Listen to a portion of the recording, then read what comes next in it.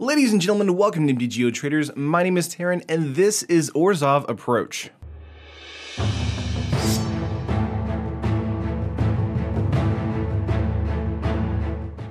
So there are several different ways to build an Approach of the Second Suns deck, and this is a black-white build. It's about playing out annoying creatures to stop your opponent, about getting some life gain back and killing their creatures in response, and playing some of the best removal in the entire standard format. But of course, before I get into the video, make sure to like the video if you liked it, and subscribe to the channel if you haven't already, and hit the bell right beside the subscription button to know when we go live on stream and when we upload a new video on the channel. But enough self-promotion, let's get right into the deck. Starting out with 4 of them, we have Gifted Aetherborn. This is a 2-mana 2/3 Aetherborn Vampire with Death Touch and Lifelink.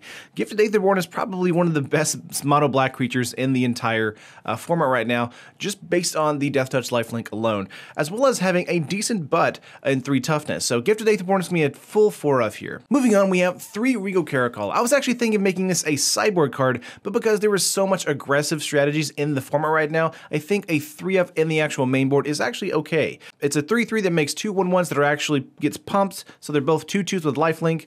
It's pretty good. So it's a 5-mana 3/3 that can make 3 creatures on the battlefield, which is awesome. And of course, the best part about it is it's not legendary, so if you do get into 2 of them on the battlefield, it does pump your board overall, making these guys a 4/4. So they're not necessarily a way to win the match. They're just going to be here to kind of hold off some attacks, get some life back, and kind of like hold up until we get our mana up, till we can cast our Approach to the Second Sun. But that is all the creatures in the deck. We only have 7. But moving on from this, we have 3 Duress in the main board here. Again, this was a card I thought about putting in the sideboard, but again, because there was so much control in the format as well, thanks to blue-black control, the blue-white Approach control deck, there's even Grixis control, and then like decks like this where it's just a Orzhov control deck. I think Duress is actually quite good here in helping shut down any kind of strategy that's going to like shut down an Approach to the Second Suns deck in the early game. Again, this is one of those cards that was a sideboard card that I kind of eventually started to move towards the main board and is now a main board inside the deck. But moving on from Duress though, we have 4 Fatal Push, a 1-mana instant speed removal spell. Again, this is like the best removal card in the entire format right now. It's going to be that until rotation. We also have some Evolving Wilds in the deck to kind of get that Revolt trigger off if we need it to, but Fatal Push is a fantastic card. Moving on. One of the other win conditions in the deck, we actually have Torment of Hellfire, just a 1-of here. Repeat the following process X times. Each opponent loses 3 life unless that player sacrifices a non-land permanent or discards a card. So in the mid to late game, if they either have a like Lost Legacy for a Approach to the Second Sun, if they find a way around the Approach to the Second Sun strategy in game 1 or even game 2, Torment of Hellfire is going to be a great way to kind of button up the match, since we'll be having either 7, 8, or 9 mana when we cast Torment of Hellfire. Again, if we're up against a control strategy, Duress is going to come in handy quite a lot, and Lost Legacies in Game 2 are going to be probably coming in to grab some Disallow, Supremos, things like that. But again, it's only a 1-of because Torment of Hellfire is not the primary win condition, but it can be a secondary one. Moving on, we have 2 Essence Extraction, a 3-mana instant. Essence Extraction deals 3 damage to target creature and you gain 3 life. This is basically a removal spell that gives you a 3-point life gain. It's very, very good. I would say not very mana efficient, even though it does gain you 3 life and it does 3 damage to a creature. I would have hoped that this would be a 2-mana card, but 3 mana is fine. And Essence Extraction is of course an instant, so against a powerful strategy or an aggressive strategy, this can be coming down on our opponent's turn, killing something on their side of the field and giving us some life gain on that turn. Either way, it's quite good. Moving on from Essence Extraction, we have 2 Sword Point Diplomacy. This was originally a 4-of in the deck, but then I just kind of backed off and made it just a 2-of. But it's a 3-mana sorcery. Reveal the top 3 cards of your library. For each of those cards, put that card into your hand unless any opponent pays 3 life. Then exile the rest. So the reason this is not a 4-of in the deck instead of and now a 2-of is because Sword Point Diplomacy can sometimes grab a Approach to the Second Sun, and then our opponent can see our strategy early in the game and then exile Approach to the Second Sun. So this is a card we don't necessarily want to get into very often, but it is a card that we kind of want to see at least once a game, as after our first cast of Approach to the Second Sun, to kind of dig 3 cards deeper than we normally could. But that's why this card is in the deck.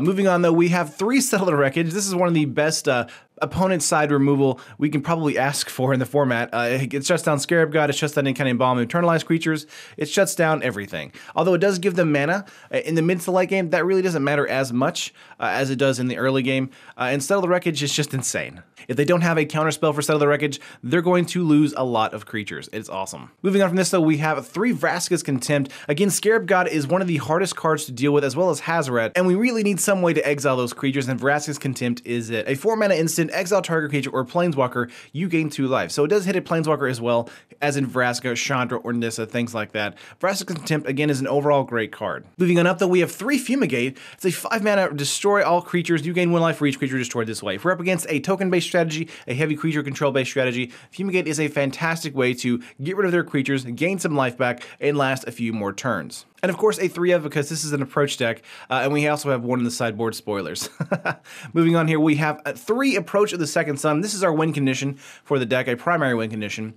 7 mana if Approach of the Second Sun was cast from your hand, and you've cast another spell, name Approach of the Second Sun. This game, you win the game. Otherwise, put Approach of the Second Sun into its owner's library, 7th from the top, and you gain 7 life. So one of the things is to keep in mind is that Approach of the Second Sun, even if it's countered, still goes off on the effect. So if this card is countered and goes to the graveyard, the effect still hits. So that means if you have another Approach of the Second Sun in your hand, or you draw into it and you cast it again, you still win the game because it was a cast trigger, not a resolve trigger. The only downside, of course, is that Approach of the Second Sun wasn't put 7th from the top, and you don't gain the 7 life. Either way, though, you should be okay with it because Approach of the Second Sun is, again, your primary win condition. Moving on to enchantments here, we have 2 Argyle's Bloodfast. This is the card that kind of went over on Sword Point Diplomacy. A 2 mana in legendary enchantment, pay 2 and pay 2 life. Draw a card. At the beginning of your upkeep, if you have 5 or less life, you may transform Argyle's Bloodfast. Now, one of the things is we don't want to transform Argyle's Bloodfast. We want to make sure we just pay 2 life and draw a card as soon as possible, and as often as possible, until we get into our removal spells, or until we get into our Approach to the Second Sun or mana. So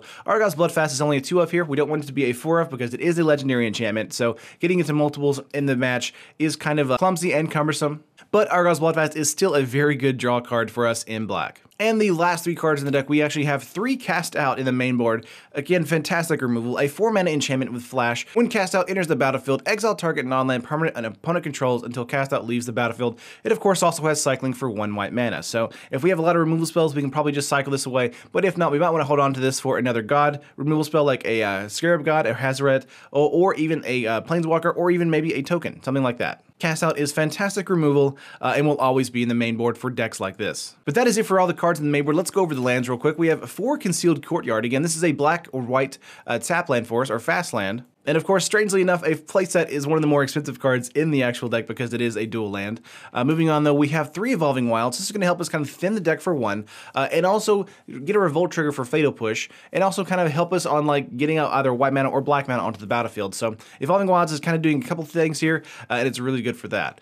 Moving on, though, we have 2 Field of Ruin. Because we have flip cards in the format, Ixalan is a headache for us sometimes because we have Search for Azcanta in blue. And we really don't want that card flipping, and if it does flip, we want to make sure Field of Ruin is out on the battlefield to deal with it as soon as possible. Next up, though, we have 2 Scavenger Grounds, and again, we have a lot of cards like Scarab God, we have a lot of cards that have Internalized or Embalm that we want to not deal with, and Scavenger Grounds is going to help us deal with that as quickly as possible. Next up, we have 6 Plains and 7 Swamp, and that is it for the full 60. Basically, the setup of the game is we're going to be playing out our removal spells, we're going to be playing out some card draw, and we're going to be making sure our opponent's board is as empty as possible until we can safely play out our Approach to the Second Sun. It's basically a control deck, but with a more removal-heavy strategy instead of a counter-heavy strategy. But let's say we're up against a more aggressive strategy or more control-heavy strategy. What can we do? Let's go over the sideboard real quick. We have 2 Harsh Scrutiny to kind of deal with any kind of like gods that are coming down early, or any kind of creature that we don't like dealing with. Harsh Scrutiny is going to help get that out of their hand, and scry 1 so we can actually set up our next turn for the draws. Next up, we have 1 Dispossess because Torrential Gearhulk is still a headache,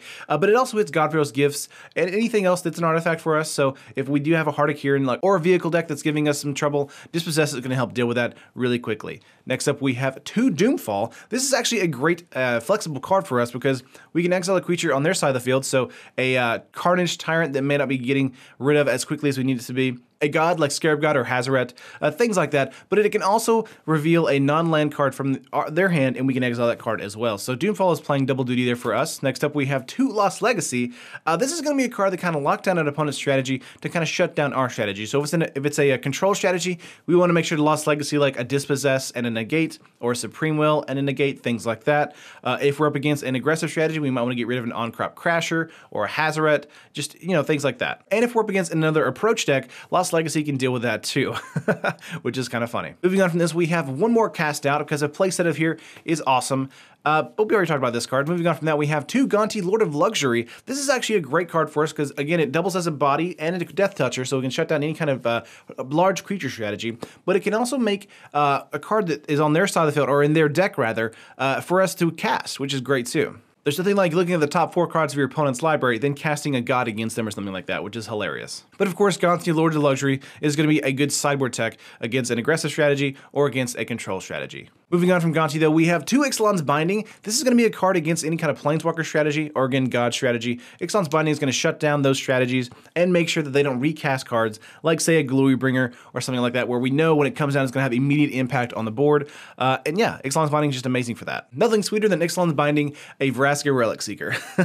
Moving on, we have one more Vraska's Contempt because a playset of this is kind of needed in the format right now. Then we have one more Fumigate, and of course we have one Vona, Butcher of Megan. This is actually a more interesting play I put in the sideboard here for us. But Vona, Butcher of Megan is a 5-mana 4/4 Vampire Knight with Vigilance and Lifelink, so it's got a good body right there already with Lifelink, and you can tap it, pay 7 life, destroy target non-land permanent, activate its ability only during your turn. So it's a great way of non-conditional removal to just kind of get rid of any kind of creature or Planeswalker or enchantment that we don't like on their side of the field. So if we have a Torment deck or a Curse deck going up against us, play Vona, try and get in for 1 hit at least, and then tap him, lose 3 life because we do gain 4 life with a lifelink here, and we do get to destroy a target non-land permanent on their side of the field. So Vona is awesome at being good tech against a deck like that, and just being a great body overall. But that is the full deck, guys. Here is the layout here. On MTG Traders, the deck is coming to about 93 tickets, which again is right under that 100 ticket threshold that I like to use for kind of budget decks. But for paper, the deck is a little bit more expensive, coming in at 190, 196. But again, because it's MTGO, it's going to be a little bit cheaper as always. But this is a very mean removal deck overall. And if we're playing up against an aggressive creature-based strategy, they're going to be in for a world of hurt. If we're up against a very aggressive control-based strategy or a very tempo-based control-based strategy, the sideboard is going to be coming in more infrequently than not. And cards like Fumigate, Essence Extraction, and Fatal Push will definitely be coming out. One of the things to keep in mind against a control-based strategy is they might have a Scarab God or a Torrential Gearhulk or some other sort of god that we want to deal with. So Settle the Wreckage, Vraska's Contempt, those cards are definitely staying in, as well as Cast Out, to make sure that those cards are out of the deck. But that is it, guys. Let me know in the comments below. Do you like it? Do you hate it? Let me know, and I'll try to respond back as quickly as I can. Of course, if you liked the video, make sure to hit the like on the video, and subscribe to the channel if you haven't already, and make sure to hit the bell right beside the subscription button to know when we upload a new video on the channel, and when you know when we stream on the channel right here on YouTube. But I appreciate it, guys, and I will see you guys next time.